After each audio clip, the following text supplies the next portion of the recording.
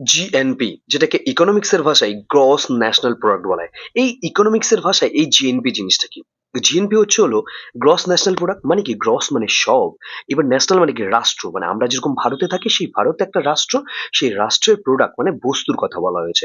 তো এখানে আমরা কিভাবে ইন্ডিয়ার জিএনপি আমরা জানতে পারবো? এর আগের দিন আমরা বুঝেছিলাম জিডিপি কি? জিএনপি জানার জন্য আগে তোমাকে কিছু একটা হালকা করে উদাহরণ দিই তাহলে তুমি বুঝতে পারবে।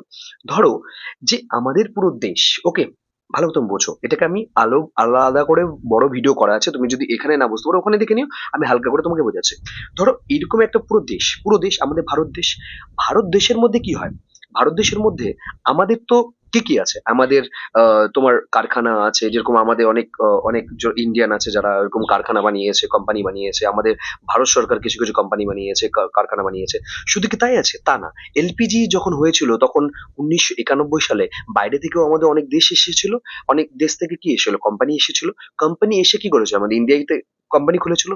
তো জিডিপির সময় কি বলেছিলাম যে আমাদের পুরো দেশ, ঠিক আছে? দেশের যারা মানুষরা আছে, জনগণ আছে এবং সরকার আছে যে তাদের মানে আমরা কি বলি জিএসটি, জি মানে কি? Goods and service. এই গুডস অ্যান্ড সার্ভিস টোটাল যতগুলো আছে মানে আমাদের দেশের যারা এই কোম্পানিগুলো খুলে রেখেছে, ওকে? এটা তো পুরো দেশ। দেশের মধ্যে কি করেছে? আমাদের যারা কোম্পানিগুলো খুলে রেখেছে, ঠিক আছে? সেটাকে এবং বাইরে যে কোম্পানিগুলো এসেছে, ঠিক আছে? সেটাকে পুরো মিলে জিডিপি ধরা হয়। কিন্তু জিএনপির সময় কি? আমাদের পুরো দেশের মধ্যে যে জিনিসগুলোকে শুধু আমরাই খুলে রেখেছি। বাইরের দেশে যেগুলো এসেছে তাদের না কিন্তু।